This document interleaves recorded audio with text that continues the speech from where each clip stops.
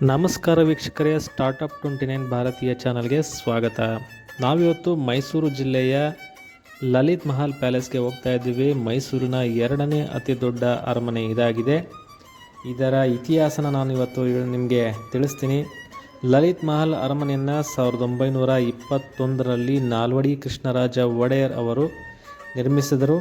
ಹಾಗೂ ಇದರ ಉದ್ದೇಶ ಏನಂತಂದರೆ, ಆಗಿನ ಭಾರತದ ವೈಸ್ರಾಯ್ ಮತ್ತು ಮಹಾರಾಜರ ಯುರೋಪಿಯನ್ ಅತಿಥಿಗಳು ತಂಗಲು ಈ ಅತಿಥಿ ಗೃಹವನ್ನು ನಿರ್ಮಿಸಲಾಯಿತು.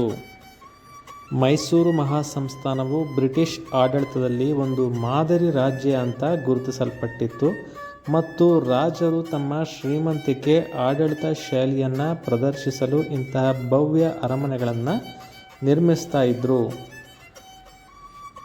ಲಲಿತ್ ಮಹಲ್ ಅರಮನೆಯು ಚಾಮುಂಡಿ ಬೆಟ್ಟದ ತಪ್ಪಲಿನಲ್ಲಿ ವಿಸ್ತಾರವಾದ ತೋಟಗಳ ಮಧ್ಯೆ ಇದೆ ಮತ್ತು ಬಿಳಿ ಬಣ್ಣದ 2 ಮಹಡಿಗಳ ಕಟ್ಟಡವಾಗಿದ್ದು ಲಂಡನ್ ಸೇಂಟ್ ಪಾಲ್ಸ್ ಕ್ಯಾಥೆಡ್ರಲ್ ಮಾದರಿಯಲ್ಲಿ ನಿರ್ಮಿಸಲಾಗಿದೆ. ನಮಸ್ಕಾರ ಸ್ನೇಹಿತರೆ, ನಾವಿವತ್ತು ಮೈಸೂರಿನಲ್ಲಿ ಇರತಕ್ಕಂತಹ ಲಲಿತ್ ಮಹಲ್ ಪ್ಯಾಲೇಸಿಗೆ ಬಂದಿದ್ದೀವಿ. ಬನ್ನಿ ನೋಡೋಣ ಲೊಕೇಶನ್ ಹೆಂಗಿದೆ ನೋಡಿ. ನಾವು ಲಲಿತ್ ಮಹಲ್ ಪ್ಯಾಲೇಸ್ ಹೋಟೆಲ್ಗೆ ಎಂಟ್ರಿ ಆಗಬೇಕು ಅಂತಂದರೆ 100 ರೂಪೀಸ್ ಟಿಕೆಟ್ ತೊಗೋಬೇಕು. ನಾವು ಒಳಗಡೆ ಬಂದಾಗ ಅರಮನೆಯ ಮುಂಭಾಗದಲ್ಲಿ ವಿಶಾಲವಾದಂತಹ ಉದ್ಯಾನವನ ಇದೆ. ತುಂಬ ದೂರದಿಂದ ನೋಡಿದಾಗ ವಿಧಾನಸೌಧ ನೋಡ್ದಂಗೆ ಆಗುತ್ತೆ. ಮೋಸ್ಟ್ಲಿ ವಿಧಾನಸೌಧನ ಈ ಒಂದು ಶೈಲಿಯಲ್ಲೇ ಕಟ್ಟಲಾಗಿದೆ ಅಂತ ನಮಗನ್ಸುತ್ತೆ. ಇಲ್ಲಿ ಯಾರೋ ದೊಡ್ಡ ಮನುಷ್ಯ ನಿಂತವ್ರೆ, ತಲೆಪೇಟ ಹಾಕ್ಕೊಂಡು. ನಮಗೆ ನಮಸ್ಕಾರ ಹೊಡಿತಾ ಇದ್ದಾರಲ್ಲ ಸರ್. ನಮಸ್ಕಾರ ಸರ್. ಏನಿದು ತಲೆಪೇಟ ಹಾಕ್ಕೊಂಡು ನಿಂತಿದ್ದಾರಾ? Security guard. ವಾವ್, ಆಗಿನ ಕಾಲದ ಶೈಲಿನಲ್ಲಿ ಆಗಿನ ಕಾಲದ ಬಟ್ಟೆ ಥರ ಕಾಸ್ಟ್ಯೂಮ್ ಹಾಕ್ಕೊಂಡು ತಲೆಪೇಟ ಹಾಕ್ಕೊಂಡು, ವಾವ್, ತುಂಬ ಚೆನ್ನಾಗಿದೆ. ತುಂಬ ಚೆನ್ನಾಗಿ ನಮಗೆ ವೆಲ್ಕಮ್ ಮಾಡಿದ್ರು. ನಾವು ಎಂಟ್ರೆನ್ಸ್ ಮಾಡಿದ ತಕ್ಷಣ ನಮಗೆ ಒಂದು ಆನೆಯ ಒಂದು ವಿಗ್ರಹ ಕಾಣುತ್ತೆ. ಇದು ಮರದ್ದು ಅನಿಸುತ್ತೆ. ಇದೇ ರಿಸೆಪ್ಷನ್ನು. ಇಲ್ಲಿ ನಾವು ಏನಾರ ಸ್ಟೇ ಆಗಬೇಕು ಅಂತಂದರೆ ಇಲ್ಲಿ ರಿಸೆಪ್ಷನ್ ಹತ್ರ ಮಾತಾಡ್ಕೊಂಡು ಹೋಗಬೇಕು. ಆನ್ಲೈನಲ್ಲಿ ಟಿಕೆಟ್ ಬುಕ್ ಮಾಡ್ಕೊಂಡು ಬರಬೇಕು. ಅರಮನೆಯ ಒಳಭಾಗದಲ್ಲಿ ರಾಜಮನೆತನದ ಸದಸ್ಯರ ಭಾವಚಿತ್ರಗಳು ಮತ್ತು ಮೈಸೂರಿನ ಇತಿಹಾಸವನ್ನು ಚಿತ್ರಿಸುವಂತಹ ಕಲಾಕೃತಿಗಳಿವೆ. ಇದು ಅರಮನೆಯ ಮುಂಭಾಗದಲ್ಲಿ ಇರುವಂತಹ ಹೂವಿನ ಗಿಡಗಳಿಂದ ತಂದಿರತಕ್ಕಂಥ ಹೂವುಗಳು. ಇದೇ ಥರ ಹೂವುಗಳು ಉದ್ಯಾನವನದಲ್ಲಿ ಇದೆ. ನಮಸ್ಕಾರ ಸ್ನೇಹಿತರೆ, ನಾನಿವತ್ತು ಮೈಸೂರಿನಲ್ಲಿ ಇರ್ತಕ್ಕಂಥ ಲಲಿತ್ ಮಹಲ್ ಪ್ಯಾಲೇಸಿಗೆ ಬಂದಿದ್ದೀವಿ. ಬನ್ನಿ ಒಳಗಡೆ ಎಲ್ಲ ನಿಮ್ಗೆ ತೋರಿಸ್ತೀನಿ. ನಾವು ಅರಮನೆಯನ್ನು ಪ್ರವೇಶ ಮಾಡ್ತಾ ಇದ್ದಂಗೆ ಆ ಕಡೆ ಈ ಕಡೆ ಮಹಾದ್ವಾರದಲ್ಲಿನೇ ನಾಲ್ವಡಿ ಕೃಷ್ಣರಾಜ ಒಡೆಯರವರ ಮಹಾಪ್ರತಿಮೆ ಹಾಗೂ ಅವರು ಮಾಡಿದಂತಹ ಸಾಧನೆಯನ್ನು ಒಂದು ಬೋರ್ಡ್ ಮುಖಾಂತರ ಅಲ್ಲಿ ಬರೆದಿದ್ದಾರೆ. ಆ ಕಡೆ ಜಯಚಾಮರಾಜೇಂದ್ರ ಒಡೆಯರ್ ಅವರ ಪ್ರತಿಮೆ ಮತ್ತು ಅವರು ಮಾಡಿದಂತಹ ಸಾಧನೆಯನ್ನು ಒಂದು ಬೋರ್ಡ್ನಲ್ಲಿ ಮೆನ್ಷನ್ ಮಾಡಿದ್ದಾರೆ. ನೋಡೋದಕ್ಕೆ ತುಂಬ ಖುಷಿಯಾಗುತ್ತೆ. ತುಂಬ ಸಿಂಪಲ್ಲಾಗಿ ಅರ್ಥ ಮಾಡಿಸೋಕ್ಕೆ ಟ್ರೈ ಮಾಡಿದ್ದಾರೆ. ನಾನು ಆವಾಗಲೇ ಮೆಟ್ಲಿಂದ ಇಳಿದು ಬಂದು ಇತಿಹಾಸನ ತಿಳಿಸ್ತೀನಿ ಅಂತ ಹೇಳಿದಾಗ ನೀವು ನೋಡಿದ್ರಲ್ಲ ಆ ಲೊಕೇಶನಲ್ಲಿ ತುಂಬ ಕನ್ನಡ ಚಿತ್ರಗಳು ಮೂಡಿ ಬಂದಿದೆ. ಹಾಗೂ ದಕ್ಷಿಣ ಭಾರತಾದ್ಯಂತ ಎಲ್ಲ ಚಿತ್ರಗಳು ಕೂಡ ಅಲ್ಲಿ ಮೂಡಿ ಬಂದಿದೆ. ಇತ್ತೀಚಿನ KGF ಮೂವಿ ಕೂಡ ಅಲ್ಲೇ ಚಿತ್ರೀಕರಣ ಆಗಿದ್ದು ಅಂತ ಹೇಳೋದಕ್ಕೆ ನಮಗೆ ಹೆಮ್ಮೆ ಆಗುತ್ತೆ. ಅರಮನೆಯ ಗ್ರ್ಯಾಂಡ್ ಬಾಲ್ ರೂಮ್ ಈಗ ಊಟದ ಹಾಲಾಗಿ ಪರಿವರ್ತನೆಯಾಗಿದೆ ಮತ್ತು ಇಟಾಲಿಯನ್ ಮಾರ್ಬಲ್ನಿಂದ ಮಾಡಿದಂತಹ ಮುಖ್ಯ ಮೆಟ್ಟಿಲುಗಳು ಇದರ ವೈಶಿಷ್ಟ್ಯವಾಗಿದೆ. ಹಾಗೂ ನೀವು ವಿಡಿಯೋನ ಸ್ಕಿಪ್ ಮಾಡದೆ ಮುಂದೆ ನೋಡ್ತಾ ಇರಿ. 45 ವರ್ಷಗಳಿಂದ ಈ ಲಲಿತ್ ಮಹಲ್ ಪ್ಯಾಲೇಸ್ನಲ್ಲಿ ಮ್ಯಾಜಿಕ್ ಬಾಬು ಅನ್ನೋರು ಕೋಕೋನಟ್ ವೈಲಿನನ್ನು ನುಡಿಸ್ತಾ ಇದ್ದಾರೆ. ಪ್ರವಾಸಿಗರಿಗೆ ತುಂಬ ಅಚ್ಚುಮೆಚ್ಚಾಗಿದ್ದಾರೆ. ಅವರ ವಿಡಿಯೋನ ನಾನು ಈ ಕ್ಷಣ ಸ್ವಲ್ಪ ಹೊತ್ತಲ್ಲೇ ನಾನು ತೋರಿಸ್ತೀನಿ.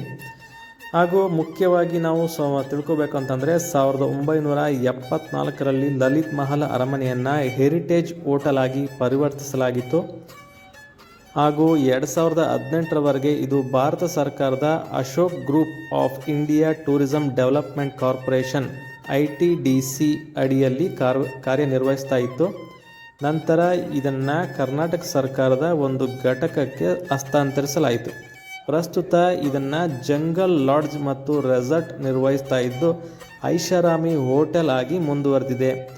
ಲಲಿತ್ ಮಹಲ್ ಪ್ಯಾಲೇಸ್ ತನ್ನ ರಾಜ ವೈಭೋಗವನ್ನು ಇವತ್ತಿಗೂ ಕೂಡ ಉಳಿಸ್ಕೊಂಡಿದೆ. ಇದು ಮೈಸೂರಿನ ಪ್ರಮುಖ ಪ್ರವಾಸಿ ತಾಣಗಳಲ್ಲಿ ಒಂದಾಗಿದೆ. ಹಲವಾರು ಚಿತ್ರೀಕರಣ ಇಲ್ಲಿ ನಡೆದಿದೆ. ನಾನು ನಮ್ಮ ಕೊಲೀಗ್ಸ್ ಆದ ಮಹೇಶ್ ಮತ್ತು ಮನು ಜೊತೆ ಇಲ್ಲಿ ಬಂದಿದ್ದೆ. ಅವರು ಇಲ್ಲಿ ಲೋಕಲ್ಲು ಮೈಸೂರಿನವರೇ. ಅವರೇ ನನ್ನ ಇಲ್ಲಿ ಕರ್ಕೊಂಡ್ಬಂದಿದ್ದು. Thank you Mahesh and Manu. 2021 November 21ರಂದು ಶತಮಾನೋತ್ಸವದ ಮುಖ್ಯ ಕಾರ್ಯಕ್ರಮವನ್ನು ನಡೆಸಲು ಯೋಜಿಸಲಾಗಿತ್ತು. ಆದರೆ ಕೋವಿಡ್-19 ಪರಿಸ್ಥಿತಿಯ ಕಾರಣದಿಂದಾಗಿ ಆಚರಣೆಗಳನ್ನು ಸರಳವಾಗಿ ನಡೆಸಿದ್ರು. ನೀವಿಷ್ಟೊತ್ತು ಲಲಿತ್ ಮಹಲ್ ಪ್ಯಾಲೇಸ್ ಹೋಟೆಲ್ ಒಳಗಡೆ ಯಾವ್ಯಾವ ರೀತಿ ಇದೆ, ಟೆಕ್ನಾಲಜಿ ಅವತ್ತಿನ ಕಾಲದಲ್ಲಿ 100 ವರ್ಷಗಳ ಹಿಂದೆ ಯಾವ್ಯಾವ ಥರ ಇತ್ತು ಅಂತೆಲ್ಲ ನೀವು ಇವಾಗ ನೋಡಿದ್ರಿ. ಹಾಗೂ ನೀವಿಷ್ಟೊತ್ತು ವೆಯ್ಟ್ ಮಾಡ್ತಾ ಇರ್ತಕ್ಕಂಥ ಮ್ಯಾಜಿಕ್ ಬಾಬು, ಲಲಿತ್ ಮಹಲ್ ಮ್ಯಾಜಿಕ್ ಬಾಬು ಅವರ ಸಂದರ್ಶನ ನಾನು ಮಾಡ್ತೀನಿ. 45 ವರ್ಷಗಳಿಂದ ಇಲ್ಲಿ ಕೋಕೋನಟ್ ವಾಲಿನನ್ನು ನುಡಿಸ್ತಾ ಇದ್ದಾರೆ. ಬನ್ನಿ ಅವ್ರನ್ನ ಭೇಟಿಯಾಗೋಣ. ಸರ್ ನಮಸ್ಕಾರ. ನಮಸ್ಕಾರ ಸರ್, ತಮ್ಮ ಹೆಸರು? ನಮ್ಮ ಹೆಸರು ಬಾಬು ಅಂತ, ಲಲಿತ್ ಮಹಲ್ ಮ್ಯಾಜಿಕ್ ಬಾಬು ಅಂತ. ನೀವೇನಾ ಸರ್ ಅದು? ನಾವೇ ಯೂಟ್ಯೂಬ್ ನಲ್ಲಿ ಇರೋದು, ವಾಟ್ಸ್ಆಪ್ ನಲ್ಲಿ, ಫೇಸ್ಬುಕ್, ಮಿರ್ಚಿ ಮಸಾಲೆ ಎಲ್ಲದೊಳಗಿದ್ದೀನಿ, ಫೇಮಸ್ ಆಗಿದ್ದೀನಿ. Okay sir. ಆದ್ರೆ ನಮ್ಗೆ ಇಲ್ಲಿ ಗೌರ್ಮೆಂಟ್ ಪರ್ಮಿಷನ್, ಟೂರಿಸಮ್, ಊಟ ತಿಂಡಿ ಫ್ರೀ ಕೊಡ್ತಾರೆ. ಹೌದಾ? ಗೌರ್ಮೆಂಟ್ ಇಂದ ಬರೋರು ಸ್ವಲ್ಪ ಈ ಕಲೆಗೆ ಸ್ವಲ್ಪ ಹೆಲ್ಪ್ ಮಾಡ್ತಾರೆ.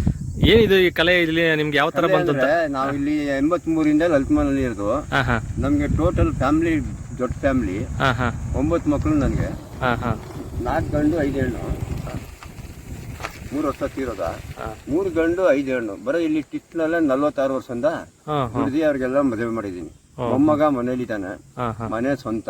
ನಿಮ್ದು ಯಾವ ವರ್ಷ? ಸ್ವಂತ ಹಾಸನದವ್ರು ನೀವು? ನಮ್ಮ ತಂದೆ ತೀರೋದ್ಮೇಲೆ ಇಲ್ಲಿಗೆ ಬಂದ್ಬಿಟ್ಟಿರೋದು. ನಮ್ ತಮ್ಮ ಒಬ್ಬ ಹಾಸನಲ್ಲಿ ಇದ್ದಾನೆ, ಇನ್ನೊಬ್ಬ ಬೆಂಗಳೂರಿನಲ್ಲಿ ಇದ್ದಾನೆ. ಇಲ್ಲಿ 2 ಹೋಟ್ಲಲ್ಗೆ, ಸಂದೇಶನಲ್ಲಿ ಒಬ್ಬ, ಸದನಿಷ್ಠನಲ್ಲಿ ಒಬ್ಬ. ಆದ್ರೆ ನಮ್ ತರ ಕಲೆ ಮುಂದಿಗೆ ತಗೊಳ್ಳಿಲ್ಲ ಅವರು, ತೋರಿಸ್ಕೊಂಡು ಹೋಗ್ತಾರೆ ಅಷ್ಟೇ. ನಾ ಎಲ್ಲಾ ಕಡೆ ಫೇಮಸ್ ಆಗಿದ್ದೀನಿ ನಾನು. ತುಂಬಾ ಖುಷಿ ಆಯ್ತು, ನಿಮ್ಮನ್ನೆಲ್ಲ ನೋಡ್ತಾನೆ ಇರ್ತೀವಿ. ಅದಕ್ಕೋಸ್ಕರ ನಿಮ್ಮನ್ನ ನೋಡ್ಬೇಕು ಅಂತ ಇಲ್ಲಿ ಬಂದ್ವಿ. ಲಾಸ್ಟ್ ಟೈಮ್ ಸಿಗ್ಲಿಲ್ಲ, ಅದಕ್ಕೆ ಇವತ್ತು ಬಂದಿದ್ವಿ. ಏನೋ ಎಲ್ಲ ಬಂದು ಹುಡ್ಕೊಂಡು ಬರ್ತಾರೆ. ಹೌದು, ಕಲೆಗೆ ಮಾತ್ರ ಬರೋರೆಲ್ಲ ಸ್ವಲ್ಪ ಹೆಲ್ಪ್ ಮಾಡ್ತಾರೆ ಎಲ್ಲ. ಅಂದ್ರೆ ನಿಮ್ಮನ್ನ ಅಲ್ಲಿಂದ ಹಾಸನದಿಂದ ಇಲ್ಲಿಗೆ ಹೆಂಗ್ ಬಂದ್ರಿ ಅಂತ? ಇಲ್ಲಿ GM ಇದ್ರಲ್ಲ, ಇಲ್ಲಿ ಲಲಿತ್ ಮಹಲ್ ಮ್ಯಾನೇಜರು, GM ಅವ್ರು ಕರ್ಸಿದ್ರು ಲೆಟರ್. ಲೆಟರ್ ಹಾಕಿ ಕರ್ಸಿದ್ರ? ಅಲ್ಲಿ ನಮ್ಮ ತಂದೆ ಇದ್ರು ಹಾಸನ ಅಶೋಕ, ಇಲ್ಲಿ ನೀವು ಇದ್ರಿ ಅಂತ ನಮ್ಗೆ ಕರ್ಸಿದ್ರು. ಅವ್ರ ದೊಡ್ಡ ಮಗ ನಾವು. ಹೌದಾ? ಟೂರಿಸಮ್ ಅವ್ರು ಬರ್ತಾರೆ, ಪರ್ಮಿಷನ್ ಕೊಟ್ರು. ಓಕೆ. ಏನು ಊಟ ತಿಂಡಿ ಫ್ರೀ ಅಷ್ಟೇ. ಬರೋರು ಸಂಬಳ ತರ ಏನಿಲ್ಲ? ಸಂಬಳಗೆ ಏನಿಲ್ಲ, ಬರೋರು ಸ್ವಲ್ಪ ಗಿಫ್ಟ್ ಕೊಡ್ತಾರೆ. ಏನಾದ್ರು ಗಿಫ್ಟ್ ಕೊಡ್ತಾರೆ? ಅದರಲ್ಲಿ ಕಾರ್ಯ ಮಾಡಿದೀನಿ ಮಕ್ಕಳದು. Okay okay. ಏನ್ ಮಾಡ್ತೀರಾ, ನಮ್ಮ ಸರ್ವಿಸ್ ಆಗ್ಬಿಡ್ತು. 12 ವಯಸ್ಸಿನ ಹುಡುಗ. ಇದೇನು ಇನ್ಸ್ಟ್ರೂಮೆಂಟ್ ಹೆಸರು ಅಂತ ಇದು? ಕನ್ನಡದಲ್ಲಿ ಪಿಟ್ಲು ಅಂತ, ಚಿಪ್ಪು, ಪಿಟ್ಲು. ತೆಂಗಿನ ಚಿಪ್ಪಿಂದ? ತೆಂಗಿನ ಚಿಪ್ಪು. ಆಮೇಲೆ ಇಂಗ್ಲಿಷ್ ನಲ್ಲಿ ಕೋಕೋನಟ್ ವಾಲೆನ್ ಅಂತ. ನಾನೇ ಸ್ವಂತ ಮಾಡೋದು. 12 ವಯಸ್ಸು ಹುಡುಗಂದ ಇದು ಮಾಡೋದು. ಹೌದಾ? ಇನ್ಸ್ಟ್ರೂಮೆಂಟ್. Okay okay. ಸೇಲು ಮಾಡ್ತೀನಿ. 500, 600, 700 ಗೆಸ್ಟ್ ಬಂದಂಗೆ. ಗೆಸ್ಟ್ ಬಂದಂಗೆ. ನಿಮ್ಗೆ ಫಾರಿನರ್ ಇಲ್ಲಿ ಬರ್ತಾ ಇರ್ತಾರಲ್ಲ, ಪರಿಚಯ ಆಗಿದ್ದಾರೆ? ಎಲ್ಲ ಪರಿಚಯನು, ಎಲ್ಲ ದೇಶನ ನೋಡ್ತಾ ಇದೆಯಲ್ಲ ಯೂಟ್ಯೂಬ್. ನೀವೆಲ್ಲ ಪ್ರಪಂಚನೇ ಕುತ್ಕೊಂಡಿದ್ದ ಜಾಗದಾಗ ನೋಡ್ತಾ ಇದ್ದೀರಾ? ಎಲ್ಲ ನೋಡ್ತಾ ಇದ್ದಾರೆ. ನಾನು ಇಲ್ಲೇ ಇದ್ದೀನಿ. ನಾನು ವಯಸ್ಸು ಆಯ್ತು, 77 ವಯಸ್ಸು ಆಯ್ತು. ಹೌದು, 77. ನೋಡಿ, ಕಲೆ ನಿಮ್ಮನ್ನ ಕೈ ಹಿಡಿದಿದೆ. ಸಂತೋಷ sir. Okay sir, thank you very much.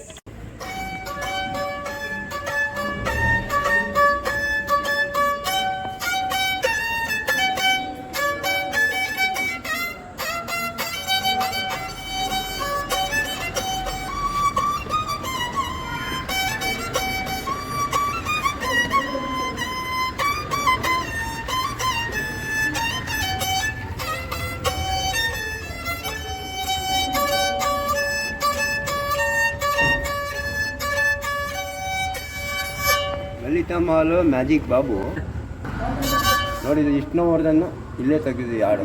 ಹೌದು.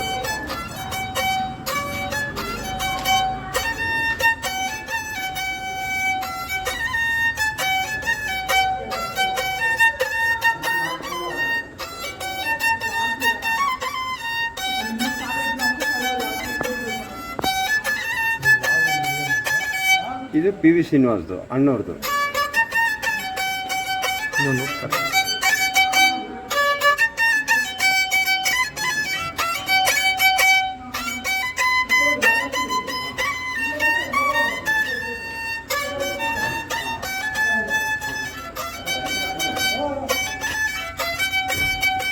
ಇದು ಅಮರೇಶ್ ಅವ್ರದ್ದು ಕ್ಲೋಸ್ ಸಾಂಗ್ಸ್, ಹಿಂದಿ ಹಾಡು.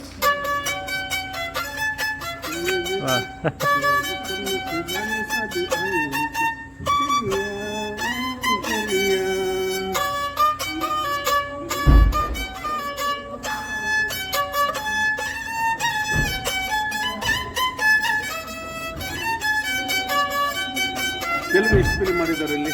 ತೆಲುಗು ತೆಲುಗು ಸುಮಾರು ಮಾಡಿದ್ರು. ಲಲಿತ ಮಹಲ್ ಪ್ಯಾಲೇಸನ್ನು ನಿರ್ಮಾಣ ಮಾಡೋದಕ್ಕೆ ಸುಮಾರು 10 ವರ್ಷಗಳು ಬೇಕಾಯಿತು ಅಂತ ಅಂದಾಜಿಸಲಾಗಿದೆ. ಹಾಗೂ ಆ ಕಾಲಘಟ್ಟದಲ್ಲಿ ಲಲಿತ್ ಮಹಲ್ ಅರಮನೆಯನ್ನು ನಿರ್ಮಾಣ ಮಾಡೋದಕ್ಕೆ 13 ಲಕ್ಷ ರೂಪಾಯಿ ಖರ್ಚಾಗಿದೆ ಅಂತ ಹೇಳಲಾಗುತ್ತೆ.